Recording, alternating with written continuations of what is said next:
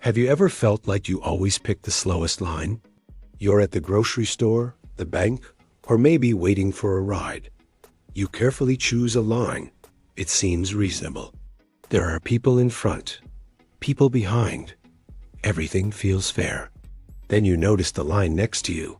It starts moving. One person steps forward, then another. Your line stays completely still. You wait. Finally, your line inches forward, but then the other line surges ahead again. It feels like a law of nature. The line you're not in is always faster.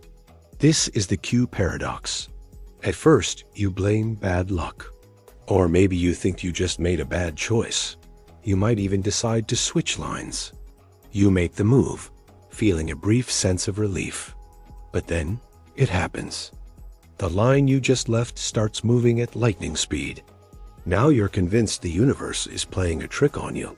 So, what's really going on? It's all about perception. Your brain pays more attention to movement than it does to stillness.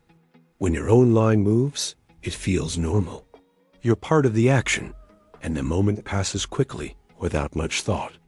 But when the other line moves, you're an outside observer, stuck in place. Every single step they take feels like a major event, and every second you're not moving feels like an eternity. Our minds are wired to exaggerate this contrast. The frustrating moments of waiting stretch out, while the brief moments of progress shrink. That's why the other line always seems to be winning. There's another psychological trick at play. People usually switch lines when their current line has been stuck for a while.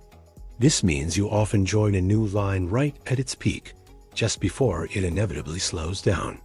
And you've just left a line that was probably due for some movement. The timing feels personal, but it's just a pattern of behavior. Ultimately, the queue paradox isn't really about lines. It's about how our perspective shapes our reality. We experience time differently, depending on whether we're moving or waiting. We remember the frustration of being stuck far more vividly than the neutral feeling of making steady progress. Our brain builds a narrative from incomplete evidence, turning random chance into what feels like a consistent pattern. So the next time you feel that familiar frustration building, remember the paradox. Sometimes the problem isn't where you're standing. It's how the simple act of waiting reshapes your attention. Thanks for watching. If you enjoyed this, don't forget to like and subscribe for more.